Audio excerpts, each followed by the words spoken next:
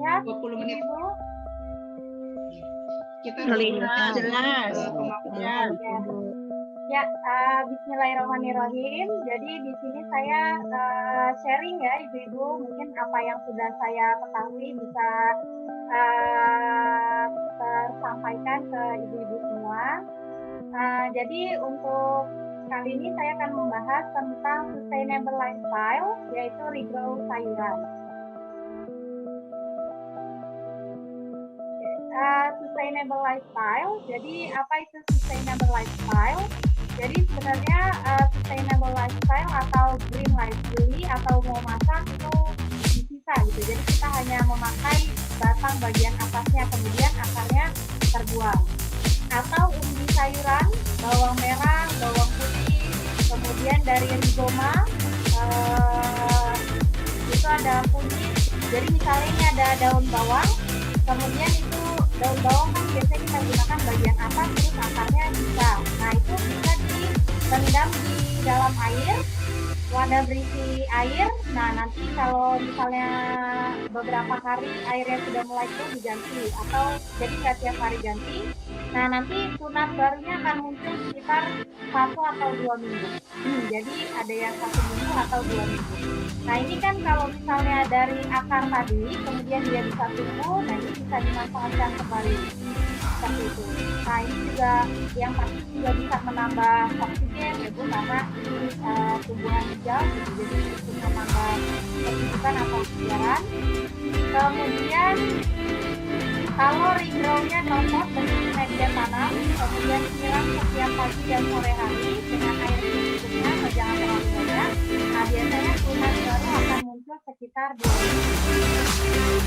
Jadi caranya untuk regrow tanaman atau nah manfaat dari regrow tanaman yang pertama ini biasanya yang sangat baik untuk sayuran berdaun hijau.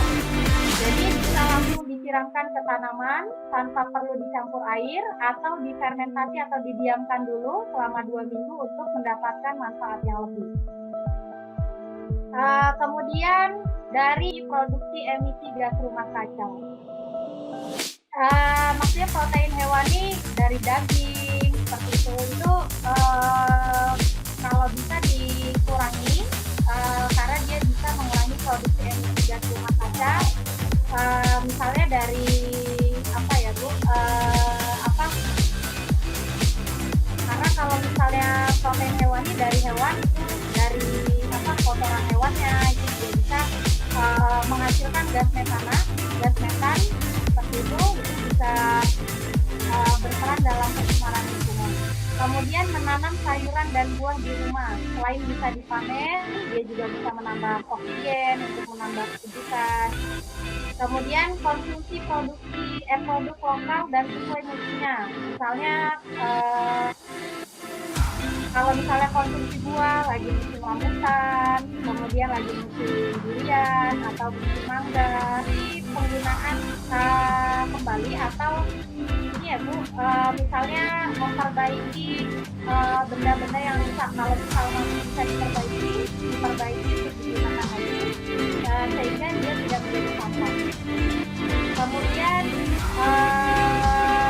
awet, jadi kalau bisa menggunakan sesuatu itu secara awet, kemudian memberi produk-produk yang khas tapi masih layak pakai. Kenapa? Karena sekarang sudah banyak juga yang toko-toko blog itu baju-baju bekas, toko-toko bekas tapi masih layak juga tidak memproduksi yang daun-daun itu bisa. Kemudian recycle, nah ini misalnya dia menggunakan kemasan yang ramah lingkungan yang baru itu dari Filipina. Jadi beli French fries itu stik kentang itu atau makanan-makanan ringan dia dikemas dengan daun atau produk ramah lingkungan plastik sehingga nggak ada sampah, jadi bisa meminimalisir sampah. Kemudian ini dokumen pribadi dari Bu Sofia Fatmawati, ini kebetulan hasil workshop kami waktu periode sebelumnya. Yang pertama, bagaimana kita berkomitmen mengurangi plastik sekali pakai. Meskipun kalau pusat perbelanjaan kan sudah, tapi kadang kalau di pasar atau di abang-abang jualan gitu kan masih menggunakan plastik sekali pakai. Nah, kalau kita bisa punya kesadaran di tempat-tempat yang masih menyediakan plastik sekali pakai, kita tidak pakai tas belanja, itu luar biasa ya Bu. Kalau dilakukan selama sebulan aja udah berapa plastik yang bisa kita kurangi agar tidak bertumpuk di tempat pembuangan sampah. Kemudian belajar hidup minimalis dan berkesadaran. Jadi apa yang perlu dibeli, apa yang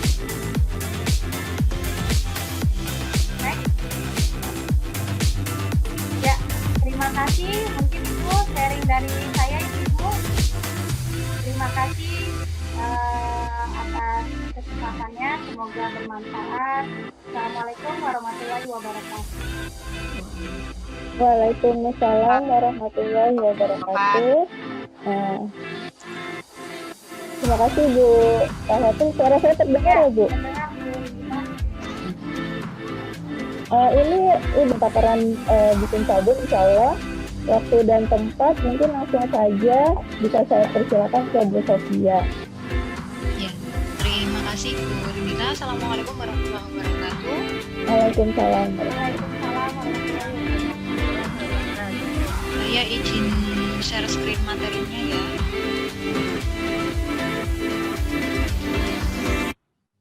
Apakah sudah terlihat? Sudah. Ya. Jadi salah satu materi pada pagi hari ini mengenai sabun alami ramah lingkungan, di mana sabunnya ini nanti akan ada salah satu komponennya itu dibuat dari minyak jelantah, memanfaatkan limbah-limbah yang ada di rumah tangga.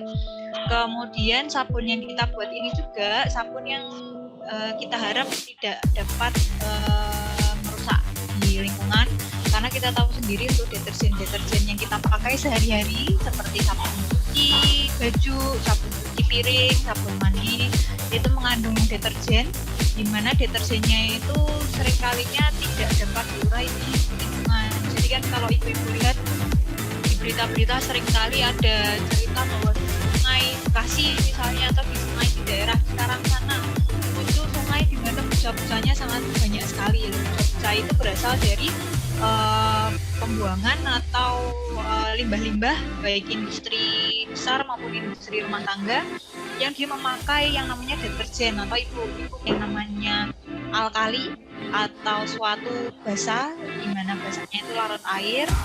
Nanti kita bisa pakai basanya berupa natrium hidroksida atau disebutnya sebagai NaOH. Bisa juga kita pakai nanti kalium hidroksida atau KOH. Kalau nanti buat sabunnya kita pakai NaOH, maksud jernihan air, nah itu bisa. Atau kalau misalnya ibu punya arang di rumah yang biasanya buat bakar sate itu, bisa diaktifkan dulu dengan cara arangnya itu kita tumbuk dulu sampai halus, kemudian kita open selama 1-2 jam, setelah itu nah itu nanti arangnya akan jadi aktif. Nah kemudian si minyak jelantahnya ini tadi ditambahkan arang aktif. Tambahannya berapa? 1 liter minyak jelantah itu ditambahkan 350 ml selama semalaman. Jadi yang tadinya warnanya gelap terang, cuma pasti tidak mungkin sejernih yang minyak jelantah itu kan. Jadi mungkin masih agak sedikit kekuningan agak sedikit kecoklatan dibandingkan minyak yang sudah baru. Tapi walaupun seperti ini sudah tetap tidak boleh kita gunakan untuk menggoreng ya Bu. Jadi murni minyak jelantahnya hanya bisa kita pakai, jangan pakai air mineral ya Bu, karena itu airnya masih banyak mineralnya. Tadi kan saya bilang kalau sabun seperti ini dia tidak bisa kalau pakai air sadah atau air yang tinggi mineral. Jadi sebaiknya kalau membuat sabun beli di toko kimia saja Aquades atau air demineralisasi. Kemudian komponen, kalau ini kan komponen minyaknya ya Bu, ini komponen air, kemudian ini komponen basanya adalah kita pakai di sini NaOH karena saya mau membuat sabun padat. Tapi kalau ibu-ibu mau membuat sabun cair, maka di sini bisa diganti KOH. bisa beli di toko kimia, nanti namanya soda ash atau soda api juga boleh. Nah, salah satu tips dari saya, jadi ketika mau membuat sabun harus pakai alat pelindung diri, minimal sarung tangan, sama boleh kalau ditambah masker dan kacamata, tapi minimal sarung tangan. Ini step-stepnya, tapi nanti jelasnya akan saya putarkan di Facebook, jadi saya terangkan dulu sedikit, nanti saya putarkan dulu. Jadi minyak bisa pakai atau parutan, misalnya herbal-herbalnya atau serai misalnya, nah itu juga boleh. Dan nanti dari hasilnya yang kental ini kemudian baru kita cetak. Ibu pakai cetakan silikon, itu banyak ya dijual di toko-toko kue. Kemudian nanti setelah dicetak baru didiamkan selama 24 jam, nunggu sampai kering dulu, baru dikeluarkan dari cetakan. Nah, setelah dikeluarkan ini jangan dipakai dulu, karena kita pakai metode cold process atau dingin itu. Setelah keluar dari cetakan kita harus lakukan yang namanya proses curing atau proses di mana sabun didiamkan selama 2 sampai 3 minggu untuk menyempurnakan reaksi sabunifikasi sehingga sabun bisa siap untuk untuk lebih jelasnya saya putarkan dulu untuk pembuatan sabunnya. Nanti videonya bisa diakses di YouTube, di materi sudah saya share. Tapi ada kekurangan ya Bu, namanya masih junior dibandingkan ibu-ibu semuanya ini, yang mudah-mudahan bermanfaat. Mari kita tutup dengan membaca istighfar 3 kali. Astagfirullahaladzim, astagfirullahaladzim, Astagfirullahaladzim, astagfirullahaladzim. dan doa kafaratul majlis. Dan Allah yang bisa adalah ilaha illa anta. Terima kasih Bu-ibu. Kami akhiri. Alhamdulillahirrahmanirrahim. Assalamualaikum warahmatullahi wabarakatuh. Alhamdulillahirrahmanirrahim. Waalaikumsalam warahmatullahi wabarakatuh. Terima kasih banyak. Terima kasih Bu. Terima kasih Bu Ibu PJA Jakarta Utara.